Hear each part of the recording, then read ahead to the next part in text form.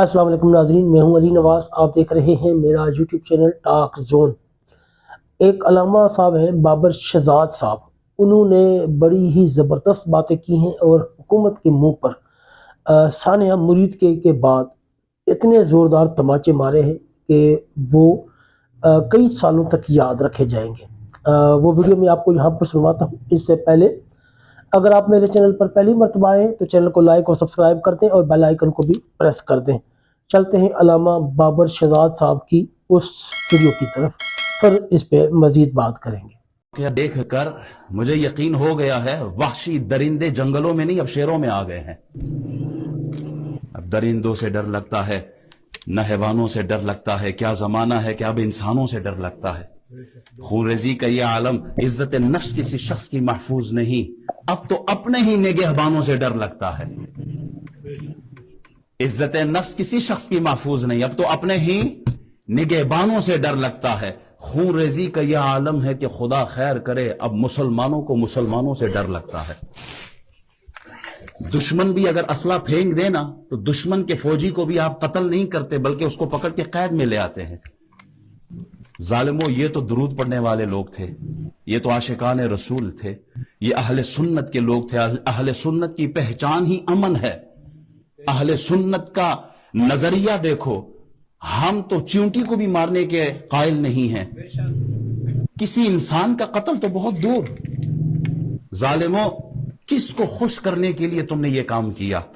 किसके हुक्म पर यह काम किया? गोली क्यों चलाई? सवाल है किसके कहने पर चलाई है, किसको राजी करने के लिए चलाई? इंडिया का बम बरसाने वाला वो पायलट आपने पकड़ा अभिनंदन, उसे खैर और आफियत के साथ अपने बच्चों की तरफ भेज दिया। यहां कौन सा अभिनंदन था इस जमात में? इस मार्च में कौन था? किसके पास असला था? उनकी माए मुसलमान नहीं थी? कितने बच्चों को तुमने यतीम किया, कितनी माओं की गोदे तुमने उजाड़ी हैं, कितनी बहनों के सुहाग तुमने उजाड़े। क्या इसका जवाब तुम खुदा को नहीं दोगे? क्या तुमने कलमा नहीं पढ़ा? क्या तुम रसूलुल्लाह के उम्मती नहीं हो? हम तो फलस्तीनियों पे रोते हैं कि फलस्तीनी भाइयों पे जुल्म हो रहा है, गोलियां चलाई जा रही हैं, मारे जा रहे हैं। फलस्तीन को छोड़ो, घर को आग लगी है, घर के चिराग से। हमने तो अपने मुसलमानों को अपनी गोलियों का निशाना बनाया है।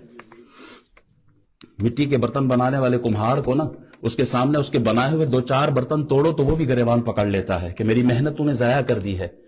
क्या जवाब दोगे उस मां को जिसने 9 महीने पेट में रखा, 2 साल तक दूध पिलाया और फिर जवानी की कैफियत तक पहुंचाया? उसको क्या जवाब दोगे? क्या मुंह दिखाओगे? सेनेटर मुश्ताक तो गया था ना इसराइल, वो इसराइल की कैद में रह के वापस खैर आफियत के साथ पाकिस्तान आ गया। और मुरीद के वालों को मारने वालों, जरा ये तो बताओ, तुम उन यहूदियों से भी गए गुजरे हो? उन्हें यहूदी कहें या तुम्हें यहूदी कहें, वो तो मुसलमान को वापस कर दे। और तुम ना बहन देखो, ना मां देखो, ना बच्चे देखो, चादर चार दीवारी की हुर्मत पामाल कर रहे हो। यह काम तो यजीद का था, तुमने कब से शुरू कर दिया? रसूलुल्लाह के सामने काफिर की बेटी आई, हुजूर ने अपनी चादर अता कर दी, उसके सर पे रखवाई है। किसी ने कहा ये तो बेटी है, किसी ने कहा काफिर की बेटी है। हुजूर ने फरमाया बेटी तो है ना, चल यार तेरी मेरी की होंदी है, ती ते ती होंदी है, बेटियां तो बेटियां होती हैं। किसका कलमा पढ़ा है तुम लोगों ने? मसाजिद को बंद करके मस्जिदों से नमाजियों को रोकना ये यजीदियों का काम था। तुम किसकी सफों में जाके खड़े हो गए हो? काश तुमने ये गोलियां कच्चे के डाकुओं पे चलाई होती तो हम खुश भी होते। काश तुमने ये गोलियां टीटीपी के लिए रखी होती, हम खुश होते। हम तो यहां हर नमाज में हाथ उठा के दुआ करते हैं, या अल्लाह हमारी फोर्सेस को कामयाब कर, खारजी कुत्तों के खिलाफ जो लड़ रहे हैं अल्लाह हमारी फौज को कामयाब कर। हम तो दुआएं करते हैं। तुमने गोलियों का रुख वहां से मोड़कर अपने ही निहत्ते शहरियों पे कर दिया है। क्या जवाब दोगे अल्लाह के सामने?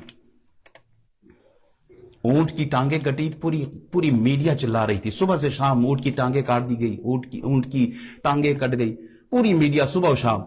आज कई 100 बच्चों के गले कट गए हैं, मीडिया भी खामोश है। ہم یہ بیان کیوں کر رہے ہیں؟ اللہ کو گواہ بنا کے کہتے ہیں یا اللہ قیامت کے دن ہماری پکڑ نہ کرنا، ہم سے جتنا ہو سکتا تھا ہم نے اپنا حق ادا کیا ہے۔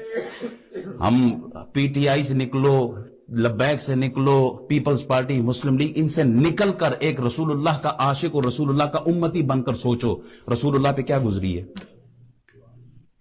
قبر میں یہ سیاستدان کام نہیں آئیں گے، قبر میں جناب محمد الرسول اللہ کام آئیں گے۔